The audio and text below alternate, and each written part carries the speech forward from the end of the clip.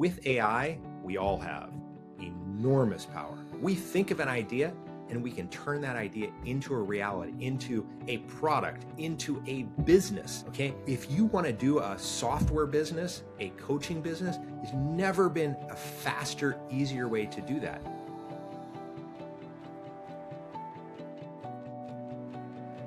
Welcome to Truly Passive Income. I'm Neil Henderson. And I'm Clint Harris. And today's guest is Dr. Mark Allen. He's a physician turned AI entrepreneur who builds systems that work. He co-founded Corticon. It's automating billions of decisions daily before its acquisition. Then he launched Elevian to extend healthy lifespans through regenerative medicine. Today is the CEO of HeroForge.ai. He teaches high-income professionals to orchestrate AI agents that compress years of work into days while building his own real estate portfolio alongside his tech ventures. He's proving AI isn't just a tool, it is a scalable workforce available right now. Dr. Allen, you got a lot going on. I'm really excited to jump into all of it. So thank you, sir, for being here today. How are you? I'm doing awesome. It's really the most exciting time to be alive. I could not agree more. I agree. Neil and I talk about that all the time, that right now the world is changing so rapidly. There's more opportunity than there's ever been, but there's also more noise than there's ever been. So Absolutely. I love the ability to cut through that with a subject matter expert who can really give us the lay of the land. So before we get into all that, this is kind of a second act for you. Like, you're a physician that has turned into this AI entrepreneur. Please tell us about your background, how you got started, and your journey that has led you in this direction. Yeah. So my AI journey started in 1996, 1997 timeframe. So during my medical training, I got involved in a research project. Back then, we called them expert systems. And it was what was unique about what we were trying to do was, expert systems at that time were systems that the doctors had to put in all the data. It wasn't integrated with an electronic medical record. We hardly had electronic medical records back then. And so doctors would put in the patient findings, and then it would come back with a list of a differential diagnosis. Here are the potential diagnoses this patient might have. And it was basically not actionable, not that valuable. So what we were trying to do was to turn it into something that was actionable. So capture the data, starting with when a patient first enters the hospital in an emergency room. We also did urgent care settings. And we'd start capturing the data, and we would use the AI to suggest the tests and treatments to offer the patient. And we would provide evidence-based rationale to the doctors. So that's kind of where it started. And we proved, I was at UCLA for both my medical school and residency. We proved in multiple clinical trials that when doctors used our system, they were twice as fast. They ordered more of the right tests and treatments, but they ordered far fewer of the wrong tests and treatments. So when we don't know, it doesn't cost a doctor anything to order an extra test, but it could cost them their license if they fail to diagnose something that they should have, right? So we really helped, in a whole bunch of different encounters. And I'm sold. This took many years, by the way, to build these systems, get them operational, run the clinical trials. I'm sold this is the future of medicine, right? Every doctor should be able to benefit from this kind of AI technology to guide them in the process of care. I was way ahead of my time. So I stayed at UCLA for my residency, where I was a half-time resident.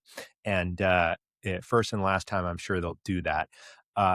So I could work on this software the rest of the time. And a couple years into my residency, I sat down. I would go into my shifts and I'd be like, God, I wish I could have my software here. I don't really know what to do here. We have to imagine that we do, but our knowledge is always behind the state of the art, right? We can't keep up with all the latest, greatest studies. It's impossible. So I sat down with Larry Baroff, who was the head of the department and my research mentor. And I said, Larry, I think that I could bring more impact to the world if I brought this software to market than practicing 1,000 lifetimes. And he said, I agree. pulls out his checkbook and says, how much do you need to start the company? And so I'm still a resident this time. I'm like, whoa, hang on. Let me think about this. I don't even have a business plan. I put together a business plan. I talked to a couple other people. This is 1999. Now, this is the height of the internet boom. People were throwing money at me for this idea and the clinical trial results that we had. And so I quit my residency beginning of 2000 to go and start an enterprise software company that brought AI to clinical decision support, helping doctors make better patient care decisions. And we came up with some really cool inventions. I'm not going to get into that of how we made this stuff work back then in much older generation of technology. But what I did is I took a bunch of money from family and friends, a little more than $1 million, enough to give us a 6-month runway on my plan. I would start selling by then. That was the initial plan. I went and met with hospitals after hospital after hospital, explaining what we did, and nobody would buy. What's going on? Finally, someone was kind enough to explain to me. They're like, we really like the physician productivity that your system will provide. We really like the improvement in quality. But when you explain that your system is going to reduce the costs, the number of tests and treatments, well, we get reimbursed on that. If we used your system and scaled it, we would literally go out of business if we lost that revenue. And it was like shocked. Okay, so I'm like 6 months into it, had taken the money from friends and family, had hired a bunch of great people. I'm like, we're not going to let this thing just die. And we did what technology calls a pivot, right? We said, where else can we apply this technology? And we started selling it initially to insurance companies, to initially health insurance to help them review claims. Brilliant. Then we got into all other kinds of insurance, property and casualty, life insurance. We started doing underwriting. We switched over to PIP, just kind of all these would become transitions opportunistically, started selling to banks for underwriting loans, determining what rates, whether somebody qualifies for this, then got into government for eligibility for different benefits. And now this is a 12-year overnight success. All of a sudden, I'd say we started out on the wrong side of financial architecture in the healthcare system. All of a sudden, we were on the right side of financial architecture because Obamacare went into effect and required every state to rebuild their healthcare eligibility systems. We were in the right place at the right time. The federal government paid for 90% of the cost of those rebuilds, and the company took off, and we sold it right at that time. So, kind of bottom line is like a company like Cigna uses their claims are automated on this product called Corticon. It's really successful. It automates billions of decisions a day. Now, the difference between that and today's AI is that is completely deterministic, rules-based, with an audit trail. We know exactly what's happening. The downside of that is that somebody has to put in the rules. Now, we built a bunch of IP that made it easy to put in the rules. Okay, but somebody has to do that.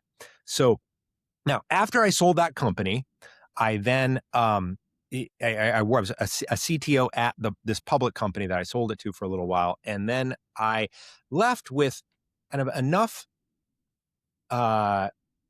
money to not really worry about what I'm doing next. And it was more about, in my mind, impact.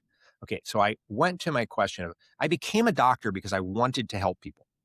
Okay, I realized that you had a scale problem. That's why I went into creating software, so I could help people at scale.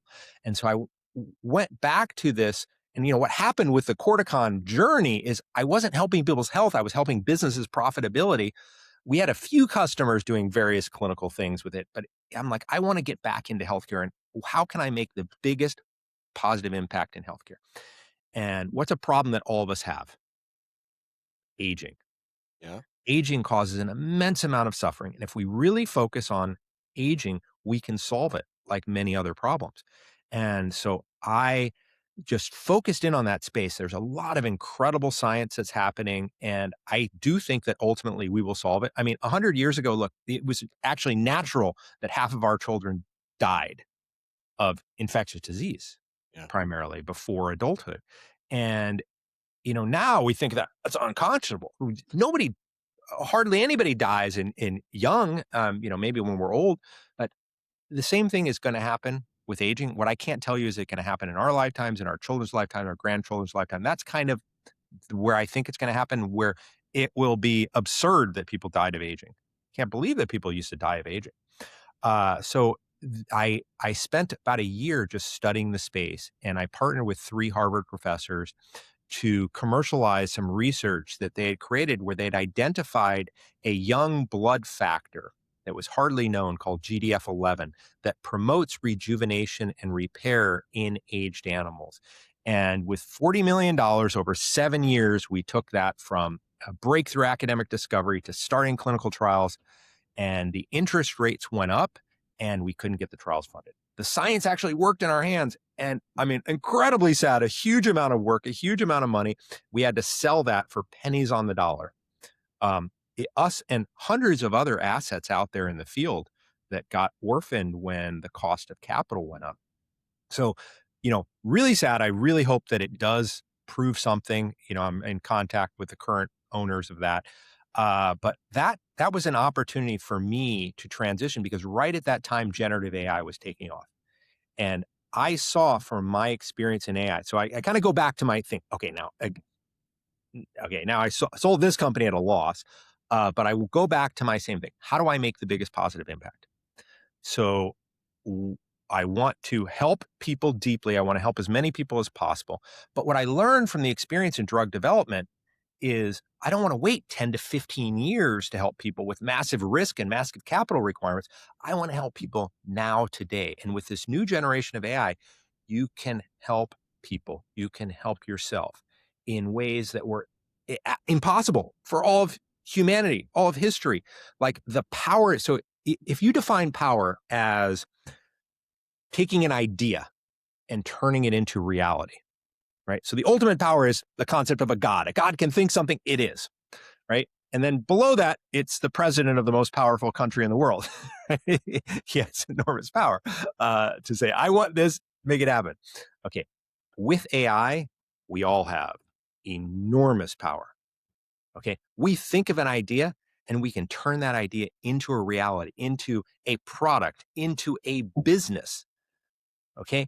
So if you want to do a software business, a coaching business, there's never been a faster, easier way to do that.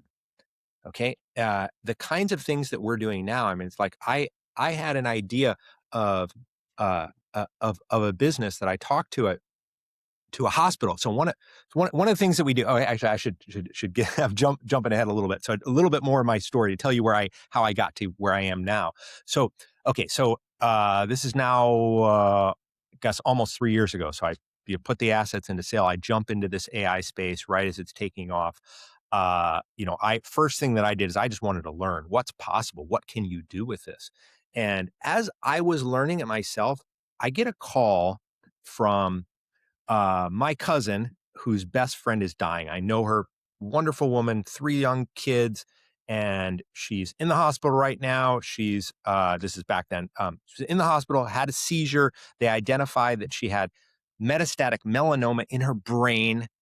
They took out one tumor, but there's multiple inoperable tumors in her brain. Mark, can you help?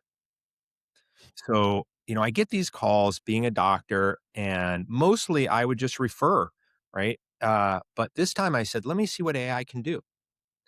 And I went through understanding, first of all, what is the standard of care? What is her prognosis under the standard of care? To which AI told me she's got about a 15%, 15% 2-year survival rate under the standard of care, being chemotherapy, radiation, and like, okay, I'm not going to, we're going to keep going. What can you do? What experimental therapies exist in science? Tell me the level of rationale. Tell me why they might work. I don't care if they're approved for her disease. In fact, they probably aren't. But I want to know if scientific rationale suggests that they could be used for the cancer. Okay. And where are they? Are they in clinical trials? Are they approved for something else? Really go through it. And I spent a couple hours going through it. I'm like, wow, here's a drug in a clinical trial. She does not qualify for the clinical trial. Okay. But here's a way I knew from my experience with experimental drugs, here's a way to gain access to it. And I found the clinical trial site closest to her. I told her, call up this number, the principal investigator, you can pull it off of clinicaltrials.gov. Okay. That's what I did. Call this number tomorrow. That doctor's going to have a whole bunch of information that AI doesn't. He's seeing patients currently in the clinical trial. If he thinks this drug would be good for you, you need to be on it. This is what I think is the best. If this doesn't work, we'll continue. Within a week, she got an appointment. Within a week after that, she was on the drug. Within 2 months, there was no evidence of cancer in her brain. No way. That's amazing. So I'm like, whoa, okay. So this is the power of AI. And now I'm like, I need to teach this to everybody. How do I teach this? What do I focus on? Like, do I just focus on this? This is a huge problem right here, using it for people's health, right? That could be big, but it's so much bigger than that. And so I created some courses with some partners to just train basic AI. And I'm like, this is changing so fast. I don't want to just train the basic stuff. So I then turned it into a mastermind program. And I said, who do I focus on? How can I magnify impact? Well, if I teach business leaders how to use AI, then they can magnify the impact. So that's what I started focusing on my target audience. My kind of core product now is a mastermind product where I teach business leaders and high income professionals, a lot of doctors are in it, how to use AI. And every week we teach the breakthroughs. Okay. And there can be a breakthrough that can come that can save you hours a week.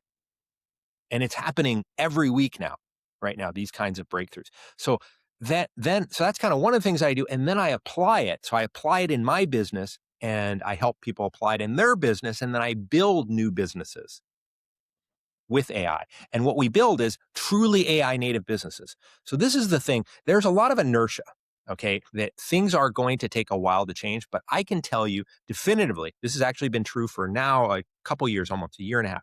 AI is smarter than all of us across all the fields. Okay. It's smarter than PhD level professionals in their field. Yep. Okay. And its intelligence is improving exponentially. And the speed at which it responds is improving exponentially. And the length of task it can perform autonomously is improving exponentially. All these things are improving exponentially. Okay. So what you got to understand is a tsunami wave is coming, right? Do you want to be crushed by this or do you want to ride it? Yep. You ride it. There's never been a time in history that you could make more money. You could create more abundance, right, than right now because of the capabilities of AI. So that's really what I'm teaching. And so it's just really fun. So I put myself in a position where I am staying on top of what's the latest and greatest and actually using what's the latest and greatest and teaching on what's the latest and greatest. So it's super, super fun to see. I mean, the kinds of things that we're doing, like people talk about this. Are we at AGI or not? Okay. The model itself, which is the core brain, the LLM, is probably never going to get to AGI in the current generation, the transformer models, that architecture that it's using. It's incredibly powerful, okay? But that's not the only thing we've got. We can wrap those models in agents, and then we can use multiple agents together across multiple models. And if we use that combination today, we're way past AGI. Today, right? We can do insanely cool things. And I can't by people that talk to me, they're like, Mark, you're just over. I'm not overhyping. Like, dude, I can show you some things. I built this is one of the things that I just built this week. So I talked to one of my clients, owns a hospital. He says, we got a problem in an opportunity. Okay. And it's in billing and reimbursement. So the people that do our coding are not medical doctors, right? They're coders and they do a 6-month program to learn how to code, high school degrees. Mm-hmm.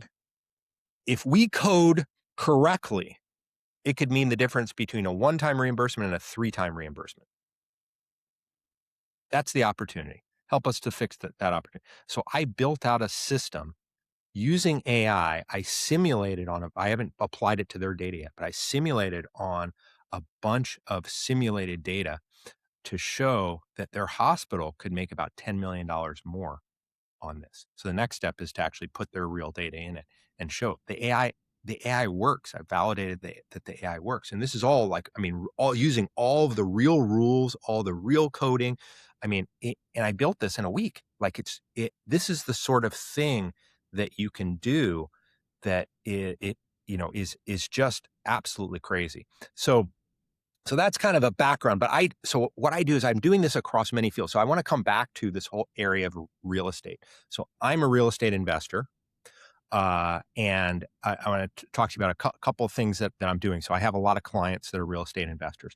So one of the clients teaches doctors how to invest in real estate. So it's Semi-Retired MD is the name of the company.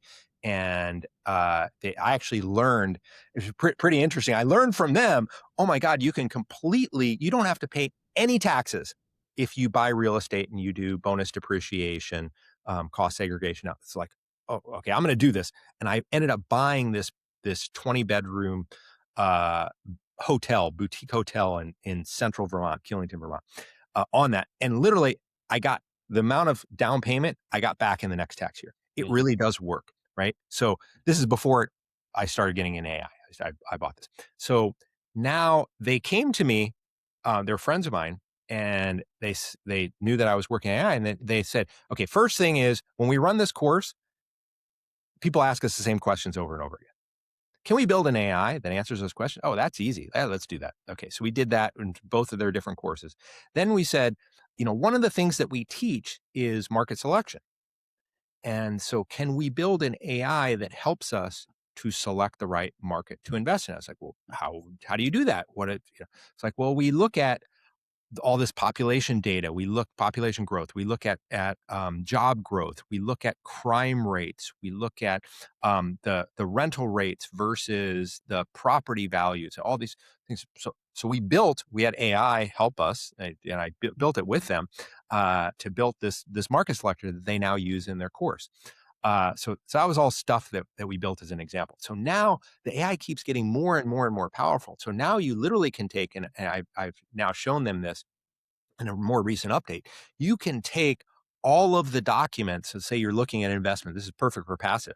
Take all those documents, upload them to AI and say, analyze this from the perspective of a top, this kind of investor, and critically analyze this and tell me if this is a good investment or not and why. Yep. Boom. And it can take all this. The chat bots can do this, by the way. Okay. So I'm telling you, if you want to take it to the next level, here's a little tip. Okay. Don't just prompt it that way, because you're never going to be as good of a prompter as the AI. You're not going to be as good as anything at the AI. Okay. Maybe me giving the podcast right now, next year, my AI avatar will give this podcast better than the, I mean, halfway joking, right? It's real. Can I ask a follow-up question before you move on about that? Yeah.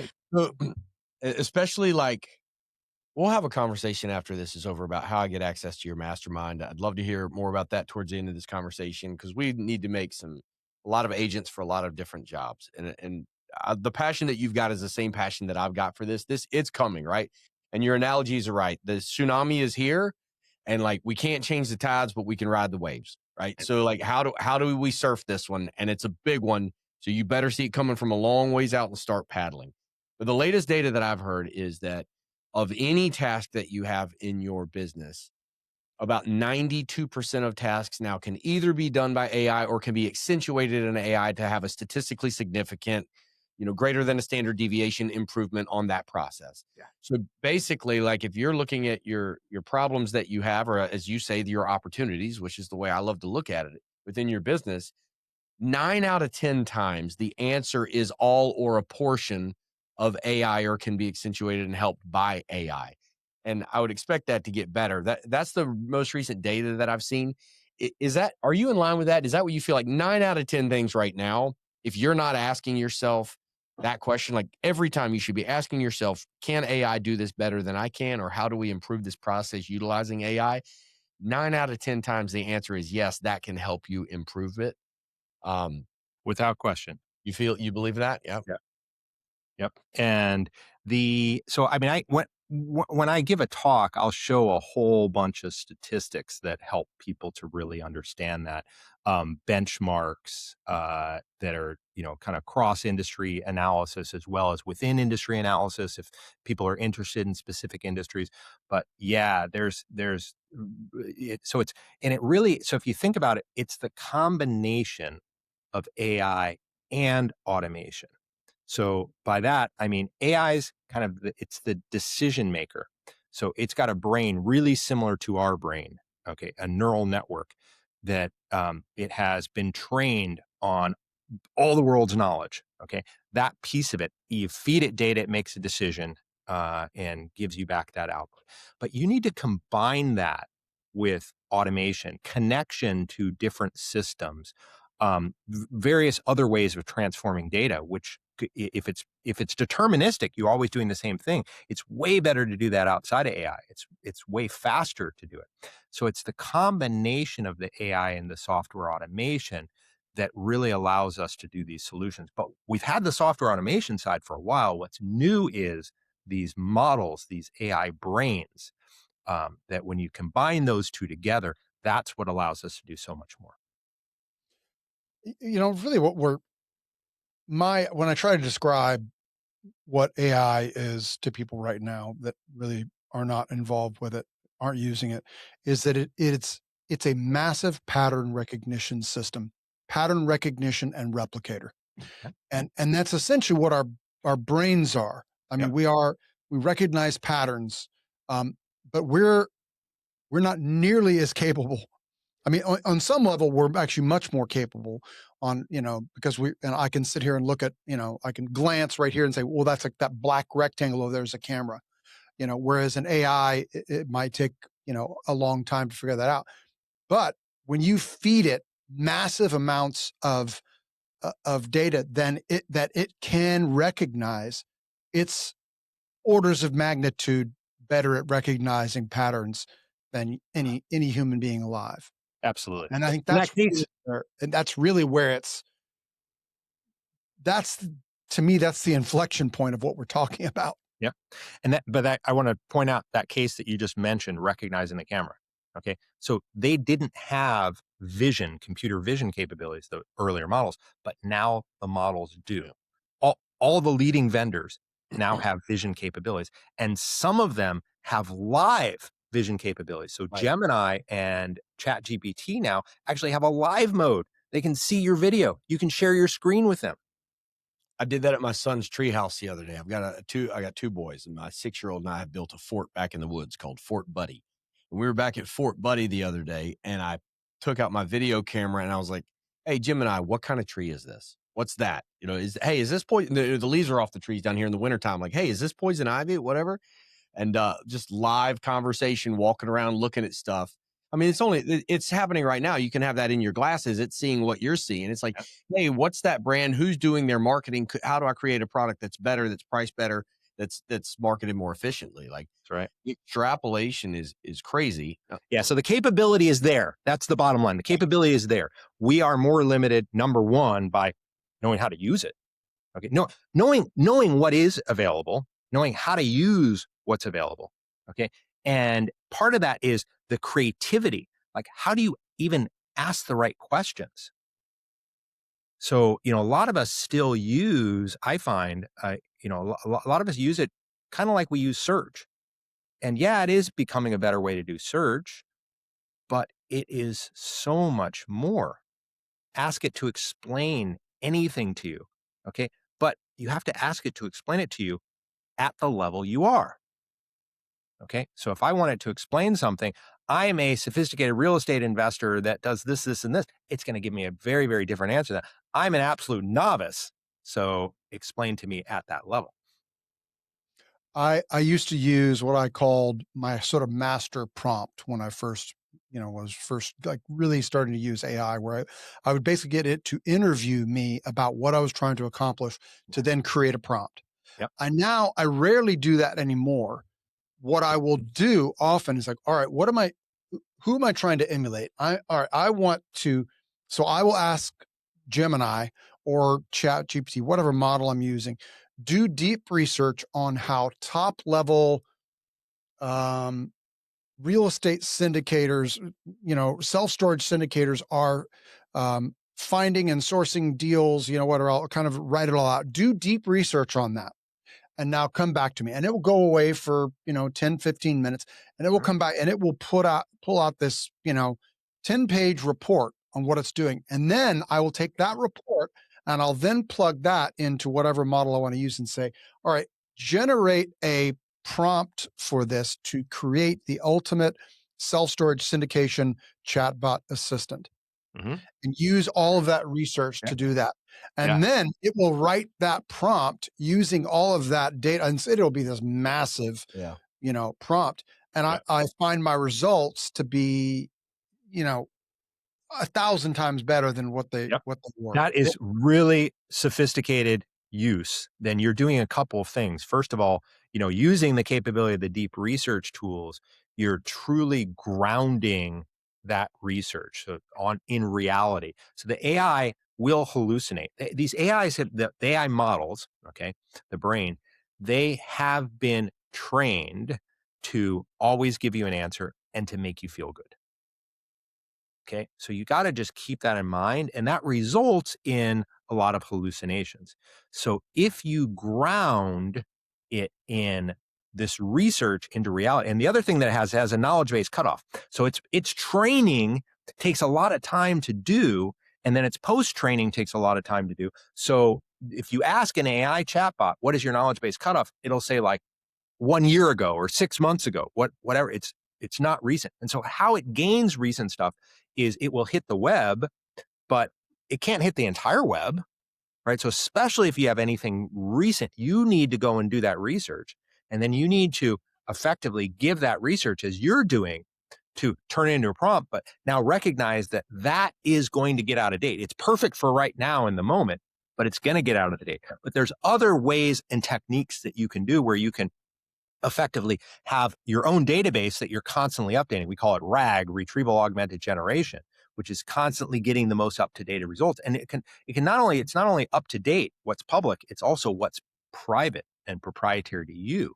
So knowledge that other people might not have, your own enterprise data, as an example. So there's techniques. And so this is where I'm saying is that the combination of the use of the model and the use of these techniques like RAG and like self-learning, things like that, is where you can build a system that is effectively at AGI levels today. It feels almost counterintuitive because this is, mentality is always like, oh, well, a copy of a copy is never as clear. But as long as the context window is large enough and you're operating inside the same conversation, it's not jumping around.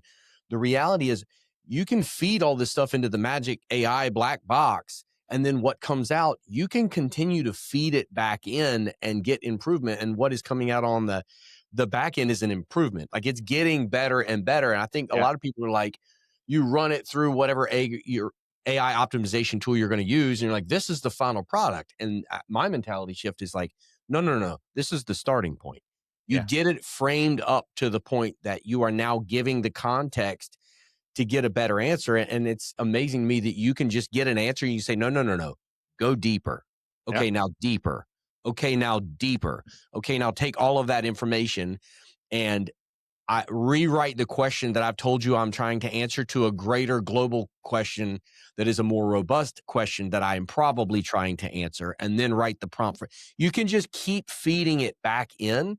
That's and right. It just gets deeper and more robust. And it's amazing. And the capability is changing so rapidly, it's hard to wrap your head around. Let me ask you this. This is a layman question because you're in beyond veteran territory at this point. And I'm scratching the surface on this, but I'm spending a lot of time. I can't tell you the last time I listened to an audiobook or a podcast. All I do is talk to the different AIs when I'm on the road. But I'm looking at where I am right now. ChatGPT is incredible. I really like the most recent update. Claude is okay for what it is used for. I fell in love with Gemini 3.0. I thought that was a massive improvement.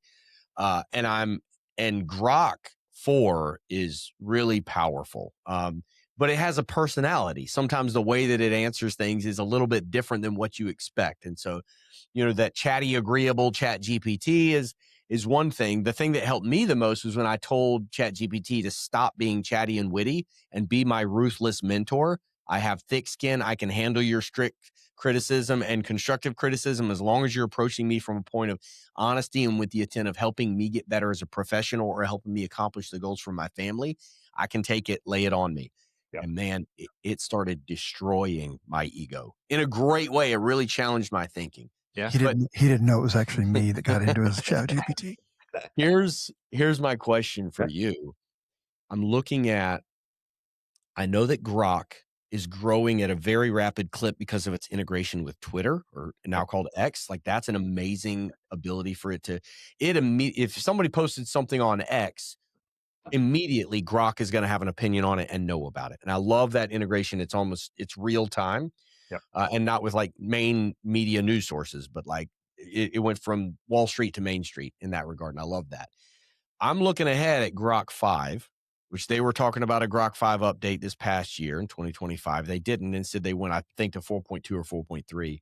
But Grok 5 is supposed to be a monumental jump forward in terms of agentic AI and being able to make phone calls for me, book appointments, and schedule a quiet table at the Greek restaurant on the other side of town because I've got somebody coming in to meet me, and call and make the reservation and then put it on both of our calendars and send us driving instructions and a reminder 20 minutes ahead of time. Like, the agentic actionable things that it is able to do is a huge jump forward. And so I'm looking, like, there's no way to forecast this, but can you tell me, like, who are you impressed with right now? This is for the entry level AI people, but like, of the choices that are out there, who do you really like, and which company do you think is likely to be standing once this reminds me of the early .com craze.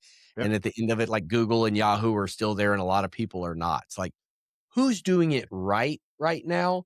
And whose growth trajectory do you like? And what are the big jumps that you see coming down the pipeline in the near future? Yeah. Yeah. So let me say it's a horse race. So, one gets a little ahead and then another gets ahead. And we keep seeing this there in terms of what is state of the art. So leading the benchmarks, leading the capabilities, they keep leapfrogging one another. Okay. Now, there are some clear leaders in certain ways and certain use cases that have now become clear for a little while. Okay. So there's also, as you say, what is that trajectory? What is that slope?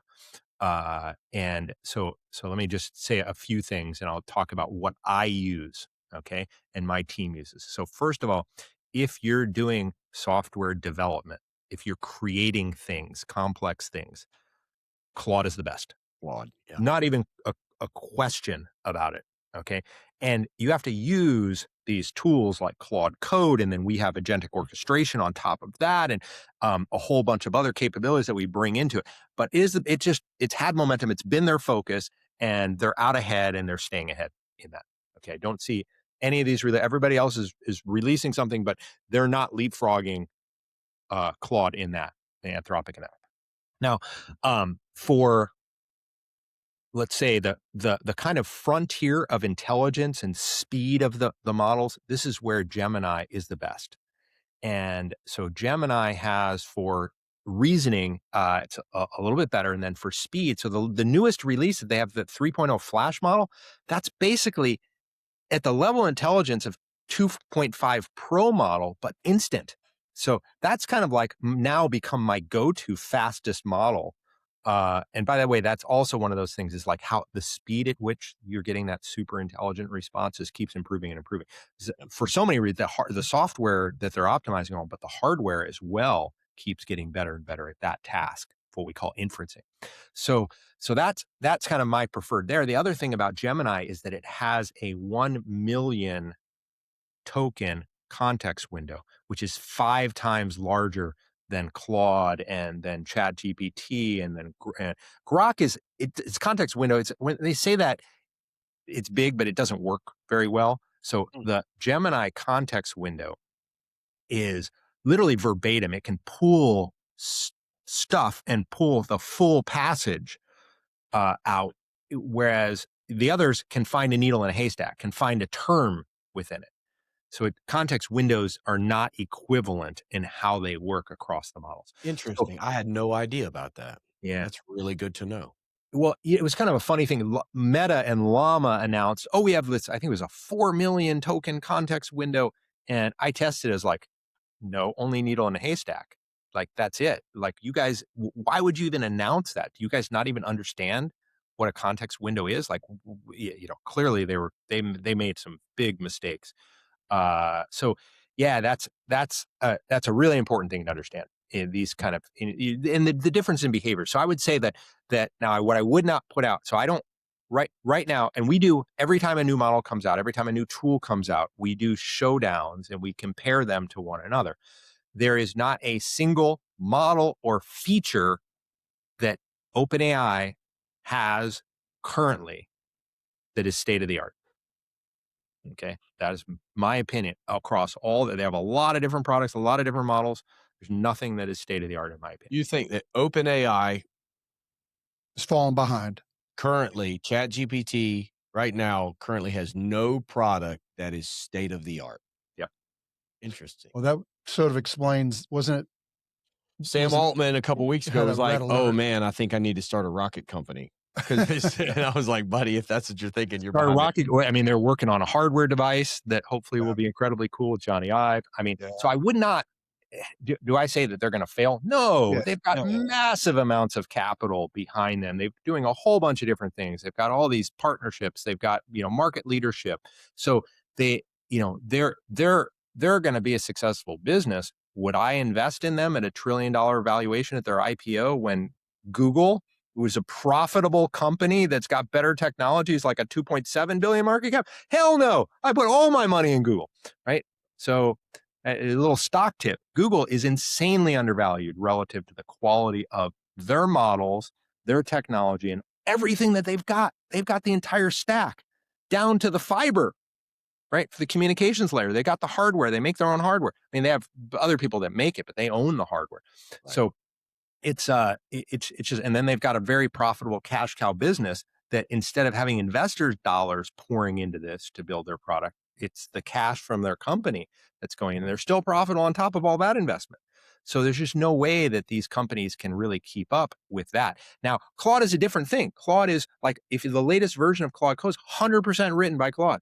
That's a phenomenal to get to that place. That's amazing. Yeah. Right? Now, and the last one, Grok, just to say, you just can't bet against Elon. He is pouring capital into this. He's built the biggest data center in the world in terms of training.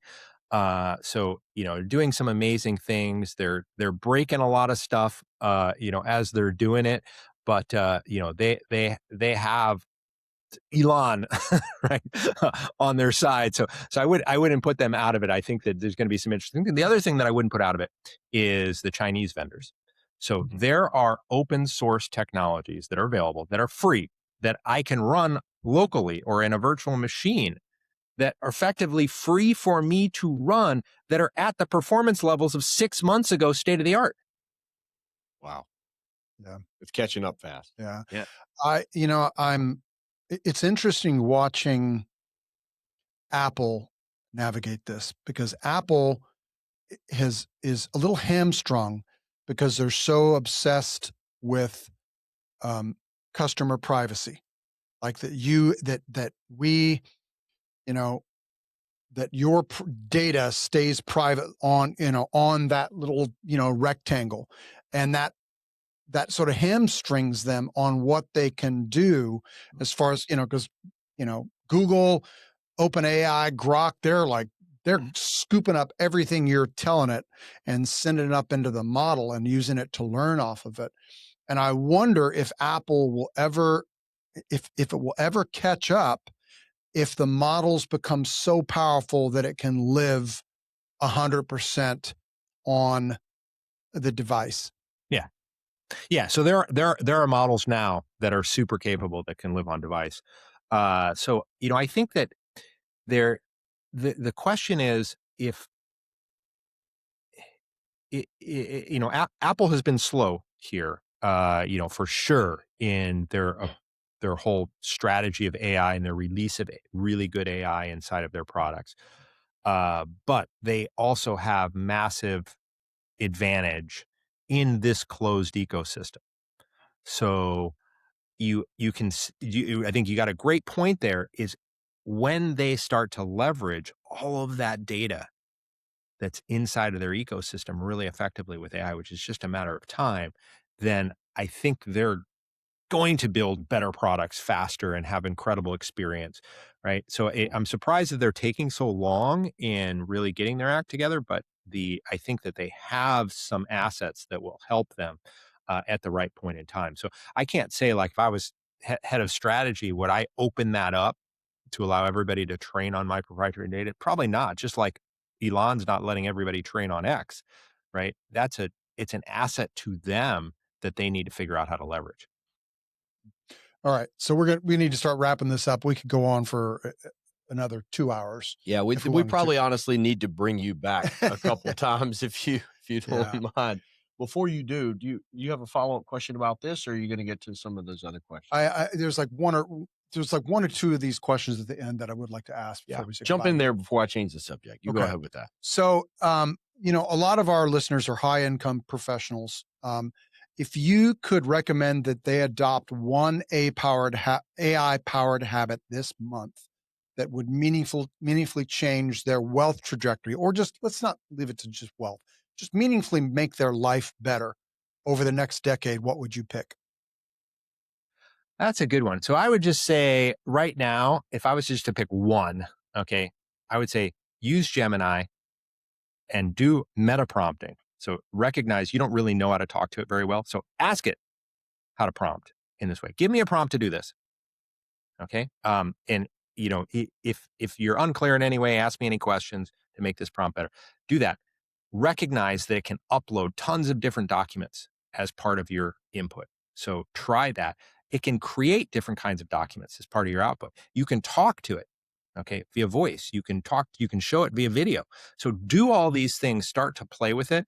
I would say that's kind of the most capable. It can do all different things. It can generate amazing images. So just start playing with it and using it. As you think about, I've got a question for something, I want to do something, use it. So start to build the habits to become AI first. Yeah, and let me just follow up that. Make sure that people understand, because a lot of times you tell someone start playing with Gemini, and they will almost always just start using it as Google. Yeah. And what you're saying, and I think this is very important, rather than using it as Google, use it to generate a prompt to help you answer the question that you're trying to say. Listen, I want to understand how real estate syndications work. Why? Go to the next level. Why? Why? Yeah. I want to actually invest in real estate. So I want you to explain enough to do this. I have an example of a deal. I want you to explain the deal, but I want you to break everything down so that I clearly understand that. Right. Having that conversation, you're unpeeling the onion so that you really understand something. And AI can help you to do that, right? If you want, you can just help it. Like, you can take a prompt as a student and just put it into AI and send that. You learn nothing. Right. That's not how you want to use it. You want to turn use it into a coach, right? With Gemini, when I first started using Gemini, this is exactly what I did. First of all, I don't do the typing thing. Hit the button down in the bottom right corner. Use that Gemini Live. You can actually speak to it. It's just like a real person. And go into the personalization section under your profile and tell it that I want you to be a coach that pushes me forward to learn everything I can about AI and help me apply it in these different areas of my life and to improve. Like, tell it who you want it to answer as. I want you to be a PhD level world-class consultant with all things AI, and your focus is to help me improve my life in all ways, physically, mentally, spiritually, emotionally, connection with my spouse, like all these different ways, and coach me on how to constantly be aware of ways that I can improve AI or integrate AI into my life to improve. And then have those conversations and you're talking to it, it will change the answers that it's giving you. And just, hey, Gemini, of people that are using AI, what are the people that are getting the most out of it? How are they integrating AI into their daily lives right now? And what are a list of 10 of the questions that they are asking you? And take all that, turn it, like, just get into it. Have it start telling you what you need to be asking it. You got to think about it differently. Like, this is your opportunity to sit down with someone who is PhD level in everything, relationship strategies, communication, everything. So I love all of that. We are way behind. So let me get to my question here. I am familiar with and have read about one of the things that you spent, I don't know how you have this much time, but you spent a lot of time on HeroForge. Your HeroForge and wealth ecosystems. It's a HeroForge.ai my understanding from what I've read is that it combines AI education, app development, a tool suite, venture studios. It has retreats to multiple different countries, Mexico, Puerto Rico, Montenegro. And entrepreneurs are building AI agents and voice clones over a 3 to 4 day period, and they're implementing them into their business. This does not sound like a cheap mastermind, and it does not sound like something that should be available to the mass markets right now. But this is a selfish question. I want to know about Hero Forge. I want to know about your mastermind. I want to know the cost. I want to know what would it take for me to get involved in something like that, and what does all of our listeners need to know? Yeah. So I should say that we offer different products for different price points and different goals of what you're trying to do.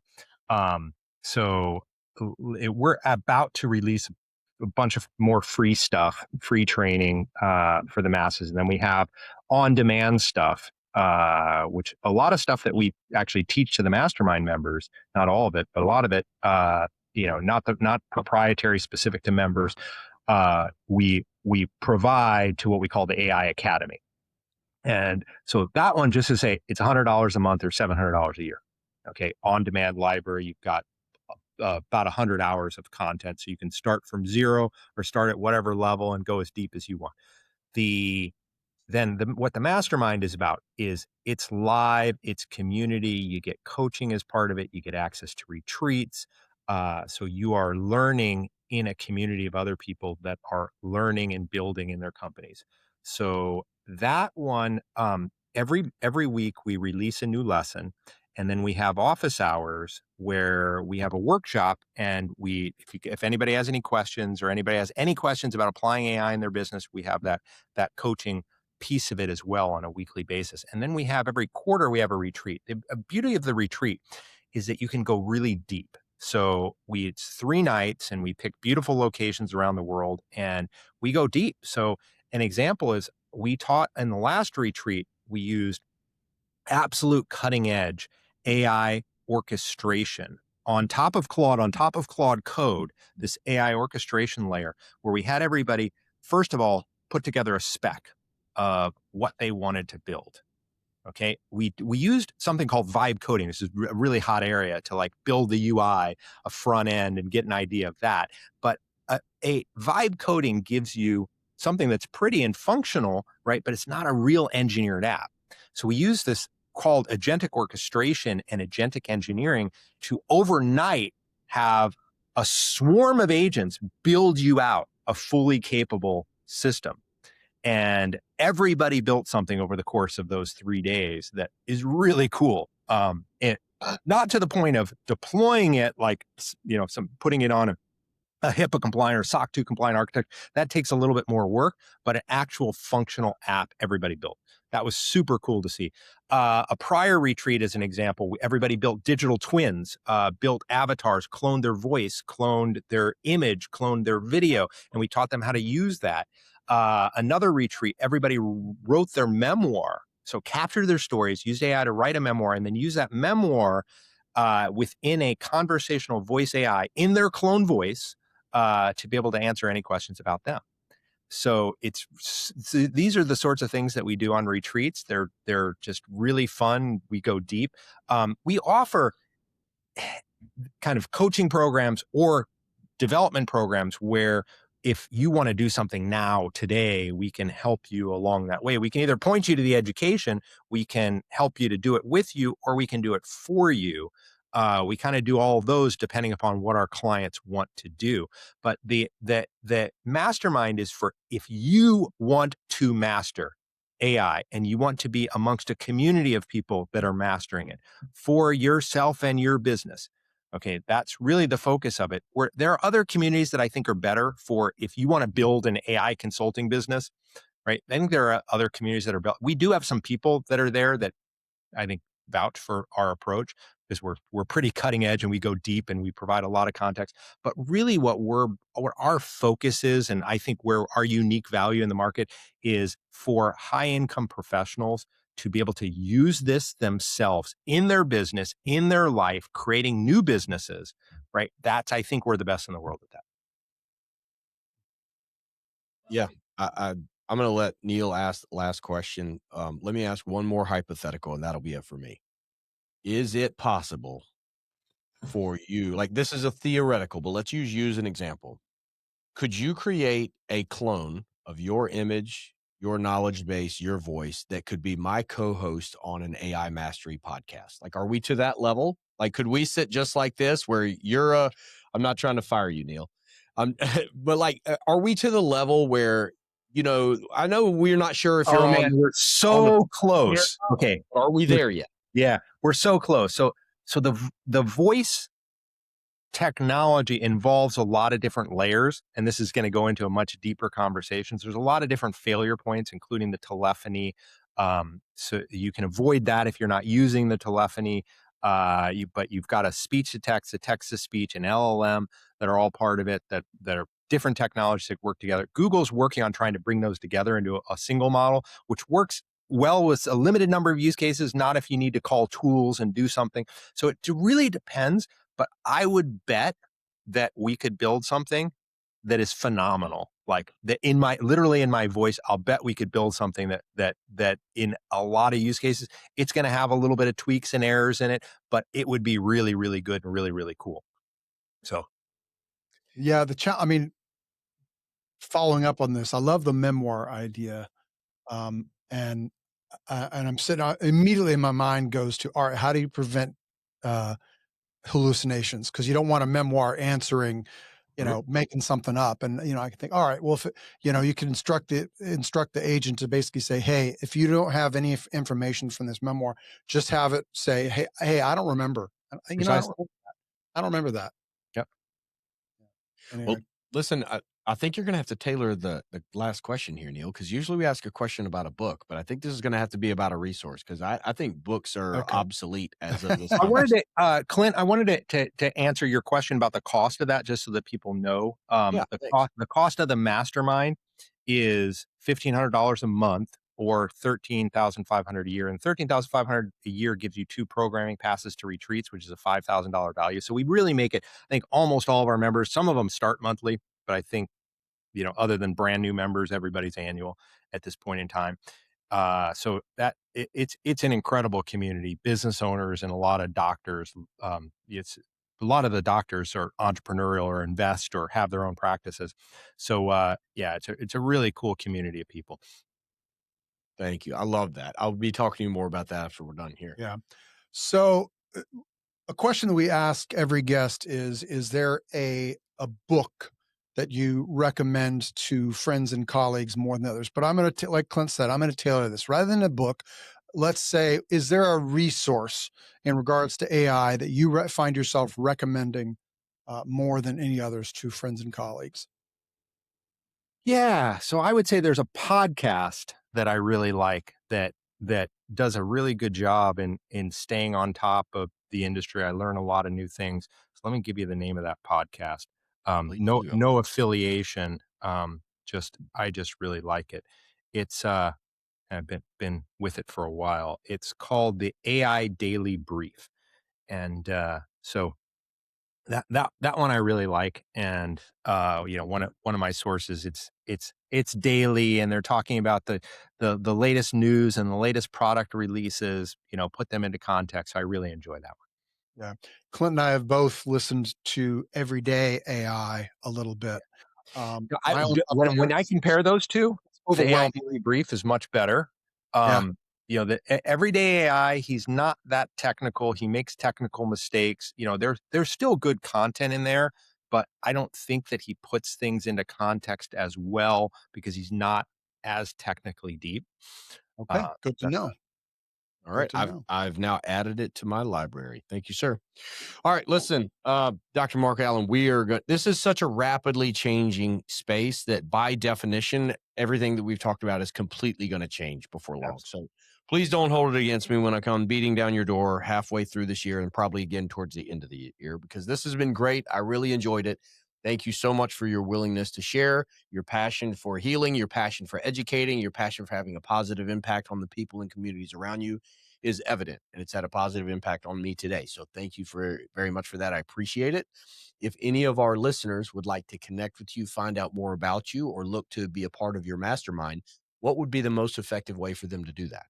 They can go to HeroForge.ai, and there is an opportunity to schedule a consult with me. I give free AI consults to help you to think about how you would use it, how whether you might leverage which ones of our products, and I'll continue to do that as long as I've got the time. And if you're really excited about the Mastermind, you can, or any of the other products, you can sign up right there on the website. That's excellent. Thank you so much, Dr. Allen. We greatly appreciate it.